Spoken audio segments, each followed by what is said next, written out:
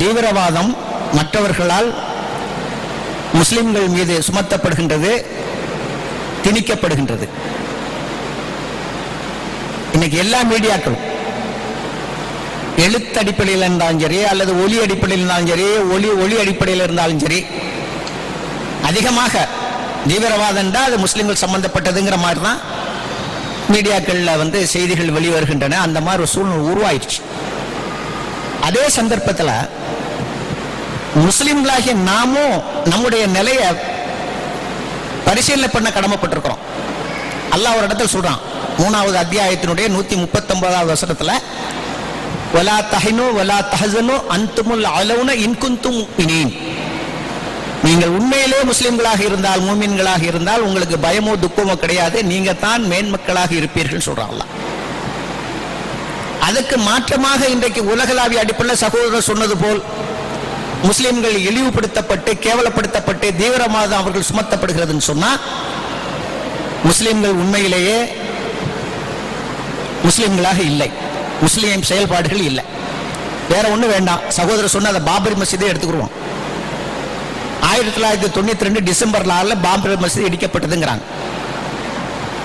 அந்த பிரச்சனை கிட்டத்தட்ட 50 வருஷத்துக்கு மேல 48ல இருந்த பிரச்சனை. ஒரு பிரச்சனை, அது சமீபத்தில் ஏற்பட்ட பிரச்சனை இல்லை. அத முறைப்படி அன்றைய, வேற ஒண்ணு வேண்டாம், அன்றைய தினம் அந்த பாபர் மஸ்ஜித்ல அன்று காலை அந்த சமுதாயத்தில் இருந்தவர்கள் ஒரு பாதி பேர் தொழுகைக்கு போயிருந்தால் கூட அந்த சம்பவம் நடந்திருக்காது. சகோதரே சொன்னார், இந்த பள்ளியில காலையில ஃபஜ்ருக்கு போனா எத்தனை பேர் சொல்றாங்க? அங்க பணிபுரியக்கூடிய 3 பேர் தான். அதே நிலைதான் நீடிச்சுக்கிட்டு இருக்கு. அன்னைக்கு அந்த பள்ளிக்கு போகாத ஏற்பட்ட விளைவு தான் அது. சரி,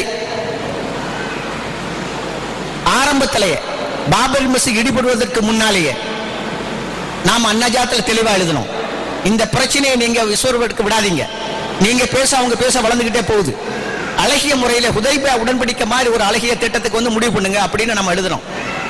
அவங்க ஒப்புக்கொள்ளல, மேலும் மேலும் தீவிரப்படுத்தினாங்க. அதனுடைய விளைவு என்னாச்சுது? மஸ்ஜித் இடிபட்டுச்சு. சரி, இன்னைய வரைக்கும் மஸ்ஜிதுக்காக போராடுறவங்க யாரு? 5 நேரம் ஒழுங்காக தவறாத கூடிய ஒரு நபரால் இருக்க மாட்டான். உரிய என்னால் சொல்ல முடியும். 5 நேரம் அல்லாஹ்வுக்காக ஒழுங்காக பேணுதலாக தொழக்கூடிய ஒரு நபரால் இருக்க முடியாது. ஏன்டா அது தவறுன்னு அவனுக்கு தெரியும். அவன் அல்லாஹ் அவனுடைய உள்ளமே அதை உணர்த்தும், இது தவறான செயல் அப்படின்ட்டு. ஏன்னா இது அல்லாஹ் ரசூலும் தடுத்திருக்கக்கூடிய விஷயம். மந்து, போராட்டம், ஆர்ப்பாட்டம், இது எதுவுமே இஸ்லாம் அனுமதிக்கல. இது கம்யூனிஸ்ட சித்தாந்தத்தின் அடிப்படையில் வந்தது. பிளாக்மெயில் செய்து காரியங்களை சாதிப்பது கம்யூனிஸ்ட சித்தாந்தம். இறைவனை மறுக்கக்கூடிய கம்யூனிஸ்ட சித்தாந்தத்தின் அடிப்படையில் ஏற்பட்டதுன்னா இவ அனைத்தும் சாலை மறியல், ஆர்ப்பாட்டம், போராட்டம், பந்து, வளமையாக நடக்கக்கூடிய காரியங்களை தடுக்கிறது, மற்றவர்களுடைய உரிமையை பறிக்கிறது. இதுதான் இவருடைய இது. இது எப்படி இஸ்லாம் அனுமதிக்கும்? சிந்திச்சு பாருங்க. சரி, இந்த பாபரி மஸ்ஜிதுக்கு இவ்வளவு போராடுறாங்கல்ல, நான் பள்ளி காட்டுறேன், தமிழ்நாட்டுக்கு வாங்க. 1000 வருஷத்துடைய பள்ளிகள்லாம் இருக்கு. அது வெறும் 450 வருஷம் பள்ளி தான். பாலடைஞ்சு கிடக்குது. ஆடு மாடுகளை வச்சு கட்டி வச்சுக்கிட்டு இருக்காங்க. ஆனா அதை பத்தி யாரும் பேசுற மாதிரி இல்ல, முயற்சி பண்ற மாதிரி இல்ல. அப்ப என்ன நோக்கம்? அரசியல் பண்றாங்க. எப்படி அவன் அரசியல் பண்றானோ, முஸ்லீம் அல்லாதவன் அரசியல் பண்றானோ, முஸ்லீம்களும் அரசியல் பண்றார்கள். அவர்களுடைய ஆதாயத்தை பார்க்கறாங்க. மக்கள் அதுக்காகத்தான் பணம் கொடுக்கறாங்க, வசூலாகின்றது. இந்த இயக்கத்தினர் அத்தனை பேருமே குறிக்கோள் மறுமையோ மக்களுடைய நேர்வழியே இல்லை. அவர்களுடைய குறிக்கோள் அவங்களுக்கு பணம் வரணும், வசூல் பண்ணணும். மக்களை எதை சொன்னா வசூல் கொடுப்பாங்க, எதுக்கு பணம் சேரும், இந்த மாதிரி அவங்க செயல்படுறாங்க. வாலிபர்களுடைய உள்ள இருக்கின்றதை எளிதாக உணர்வுக்கு அடிமைப்படக்கூடியது. அவங்களுக்கு குடும்ப சுமையோ பொருளாதார சுமையோ எதுவுமே கிடையாது. உங்களுக்கு பெற்றோர்கள் பணம் கொடுக்கறாங்க, படிக்கிறாங்க, இவங்க தாராளமா செலவு பண்றாங்க, எந்த பொறுப்பு சுமையும் கிடையாது. இவர்கள் போய் அவர்களை கெடுக்கிறார்கள். அந்த வாலிபர்களை தான் கிடைக்கும். இவங்களோட முயற்சி அத்தனை பேர் அவங்க மேல்கிட்ட தான் இருக்கு. இந்த இயக்கத்தினர் பாடுபடுற அத்தனை பேர் யாரும் இப்படிப்பட்ட இளைஞர்கள்ட்ட தான். இந்த ஜிஹாதுடைய சமாச்சாரமாக சொல்லி, இந்த போராட்ட ஆர்ப்பாட்டங்களை சொல்லி, பாபரி மசூதை சொல்லி, அதை ஈடுபட மட்டும் தொழுகை கிடையாது. அப்புறம் பாபரி மசூதுக்காக பாடுபட்டு அது ஒரு, அதாவது தெளிவா சொல்ல போனா அது ஒரு கல் கட்டடம். ஆனா ஐகால தொழுகை இல்லாத ஒருவன் யார் தெரியுமா? தீனுடைய தூணையே உடைக்கிறவன். மெயினான முக்கியமான தூண் தொழுகை. அந்த தொழுகை இல்லாத என்ன பண்ணிக்கிட்டு இருக்கான்? அந்த தொழுகையே இல்லாதவன் அந்த தூணையே உடைச்சுக்கிட்டு இருக்கான். இவன் போய் பாபர் மசீத் ஒரு கல் கட்டுறதுக்காக பாடுபடுறான்னா என்ன அர்த்தம்? இதெல்லாம் நிதானமாக சிந்திக்கணும், உணரணும். மக்களை ஈஸியாக உணர்ச்சியோட பசிக்கலாம் எளிது. ஏன்னா ஷைத்தான் கூடவே இருக்கான். உணர்வை தூண்டுவதற்கு எளிதாக தூண்டிடலாம். என்ன உணர்வை? இன உணர்வை. முஸ்லீம்கிற நிலை இன உணர்வை தூண்டுவது ரொம்ப எளிது. ஈமானுடைய உணர்வை தூண்டதான் முடியாது. அங்கதான் கஷ்டம். ஷைத்தான் எதிராக இருப்பான். அதனால நம்முடைய கடமை என்ன தெரியுமா? அவன் நம்மளை தூண்டுறான். அவனுடைய குறிக்கோள் என்ன? அதை நீங்க நல்லா புரிஞ்சுக்கணும். இந்த நாட்டில் நாம ரொம்ப ஒரு நெருப்புல இருக்கிற மாதிரி இருந்து கொண்டிருக்கோம். இன்னைக்கு நம்ம மீது எப்படியாவது பழிகள் சுமத்தி இதாக்கி கேவலப்படுத்தி நம்முடைய உரிமைகளை பறிக்கிறதுல குறியா இருக்காம RSS அவங்க சம்பந்தப்பட்ட ஆட்களும். நாம எப்படி நடக்கணும்? அதுக்கு அவனுடைய அந்த வலையில சிக்கக்கூடாது. அவன் ஒரு சின்ன விஷயத்தை தூண்டி வைக்கிறான், நீங்க போய் அதுல போய் ஈடுபடுறீங்க, அவன் திருப்பி வருவா. உதாரணமா பாபரி மசீத் ஆரம்பத்தில் சொன்னான்ல, இவங்க யாருமே சத்தம் காட்டாம இருந்தா ஒண்ணு நடந்திருக்காது. ஆரம்பத்தில் பாபரி மசீத் விவகாரத்தை அவன் துவக்கும் பொழுது அதுக்கு பதிலே கொடுக்காம இவர்கள் பாட்டுல கோர்ட்ல உள்ள விஷயங்களை பார்த்து கோர்ட்ல அதுக்குள்ள ஆதாரங்களை கொடுத்து முறையாக தங்களை கைப்பற்றதுக்குள்ள முயற்சிகளை செய்துகிட்டு இருந்தா நிச்சயமாக ஈடுபட்டு இருக்காது. இவங்க பேச அவன் பேச இவன் பேச அவன் கடைசியில் அதை வச்சுதான் ஆட்சிக்கே வந்தான். ஆட்சிக்கு வந்து எவ்வளவு அநியாயம் பண்ணான். இன்னைக்கு ஆட்சியினுடைய பெரிய பெரிய அதிகாரிகள் RS மைண்ட் உள்ளவன். சமீப செய்தல உங்களுக்கு தெரியும். இது காரணம் முஸ்லீம்கள் தான். நான் பலமன் எழுதியிருக்கேன், நஜாத் பத்திரிகையில் எழுதியிருக்கேன். அவன் ஆட்சிக்கு வந்ததே காரணம் முஸ்லீம்கள் தான். முஸ்லீம்கள் தான் அவனை ஆட்சியில் அமர்த்தினார்கள். தேவையில்லாம அந்த விஷயத்துல பெருசாக்கி அதை வச்சு அவன் வளர்ந்து அந்த நான் எழுதும் பொழுது பார்லிமெண்ட்ல அவனுக்கு இருந்து 2 சீட்டு தான். அவன் தான் ஆட்சி அமைச்சான். இன்னைக்கு அதனால எத்தனையோ அலங்கோல் இன்னைக்கு நடக்கு. இன்னைய வரைக்கும் உண்மையே சொல்றேன், இன்னைக்கு நடக்கிறது காங்கிரஸ் ஆட்சி அல்ல, இருக்கிறது காங்கிரஸ்கார ஆட்சி பேர். நடக்கிற ஆட்சி RSS ஆட்சி தான். அவனுடைய சிந்தனைகள் தான் இன்னைக்கு நடைமுறைப்படுத்தப்பட்டு கொண்டிருக்கு. எத்தனை பேர் விஷயம் வருது நீங்க பாத்துக்கிட்டு இருக்கீங்க. ஆனா இதுக்கெல்லாம் முஸ்லிம்கள் நாளைக்கு அல்லாஹ்ட்ட பதில் சொல்லி ஆகணும். இதைத்தான் நான் சொல்றேன். உங்களுடைய உணர்வுகளுக்கு இடம் கொடுக்காதீங்க. மற்றவன் செய்யறாங்கிறதுக்கு முக்கியத்துவம் கொடுக்காதீங்க. அல்லாஹ் என்ன சொல்றான்னு பாருங்க, அதுக்கு கட்டுப்படுங்க. அல்லாஹ் தெளிவா சொல்றான். 3வது அத்தியாயத்தை 186 வசனத்தை படிச்சு பாருங்க. தெளிவா இந்த விஷயத்தை அப்படியே படிச்சுறான். எடுங்க அந்த ஆயத்தை எடுங்க.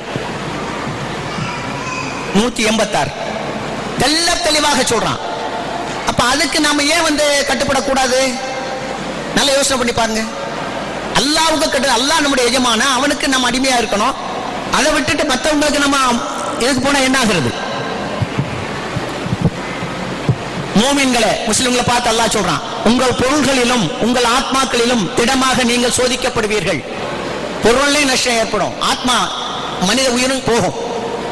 உங்களுக்கு முன் வேதம் கொடுக்கப்பட்டோரிடம் இருந்தும், யார்? யூத கிறிஸ்தவர்கள்.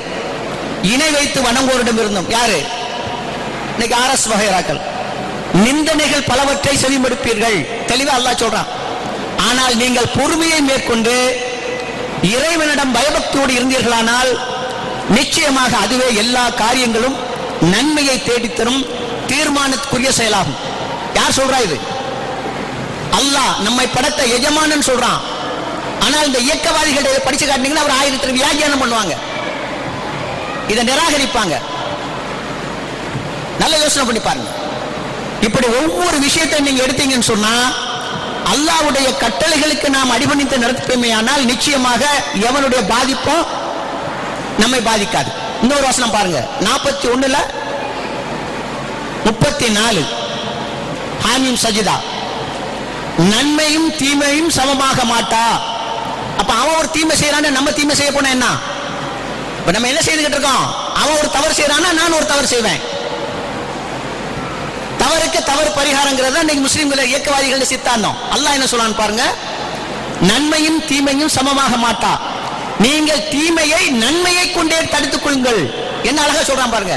அவன் தப்பு பண்றானா, நானும் தப்பு பண்ணுவேங்கிறது இல்ல, அதனால பிரச்சனை சீர போறது இல்ல. அவன் தப்பு பண்ணா நீங்க என்ன பண்ணணும்? நன்மையை கொண்டே தடுத்துக் கொள்வீர்கள். அப்பொழுது யாருக்கும் மூக்குமுடைய பகைமை இருந்ததோ அவர்கள் உற்ற நண்பர்களே போல் ஆகி விடுவார்கள். என்ன அழகா சொல்றான். அதை செய்யறதுக்கு நம்ம தயாரா இருக்கோமா? முஸ்லிம் இயக்கங்கள் தயாரா இருக்கிறாங்களா? அவங்களுடைய வசூல்லையும் அவங்களுடைய வசதி வாய்ப்புல தான் குறியா இருக்காங்க. வேற மக்களுக்கு நேர்வழி காட்டணுங்கிற நோக்கம் அவங்கள்ட்ட இல்ல. இதை முக்கியமாக இன்றைய வாலிபர்கள் இளைஞர்கள் சிந்திக்கணும். நான் சொல்லல, நான் சொன்னா நீங்க ஏற்றுக்கொள்ள வேண்டாம். குர்ஆன் சொல்லுகின்றது. முதல் அத்தியாயம் 3வது அத்தியாயத்தினுடைய 186வது வசனம். இது 41-34 அல்லாஹ்வுடைய கட்டளை. இந்த கட்டளைகளுக்கு முற்றிலும் கட்டுப்பட்டு நடக்கக்கூடியவர்களாக இருக்கிறோமா, இதுக்கு மாறு செய்கிறோமா என்பதை சம்பந்தப்பட்டவர்களே முடிவு செய்து கொள்ள. அதனால நன்றாக புரிந்து கொள்ளுங்கள், அவர்கள் நம்மீது தீவிரவாதத்தை திணிப்பதற்கு நாமும் ஒரு காரணமாக இருக்கிறோம் என்பதை மறுப்பதற்கில்லை. சரி, இங்கதான் அப்படி நடக்குது. ஆப்கானிஸ்தான்ல எந்த அரசுக்காரன் பிரச்சனை படுறான், பாகிஸ்தான்ல எந்த அரசுக்காரன் பிரச்சனை படுறான் சொல்லி சிந்திச்சு பாருங்க. அப்ப அங்கே இந்த தீவிரவாதம் நடந்துகிட்டு இருக்க மக்களுடைய மனோ இச்சையின் காரணமாக, சுயநலத்தின் காரணமாக இது நடக்குது. அதனால அதை விட்டு அல்லாஹ் நம்மளை பாதுகாக்கும்.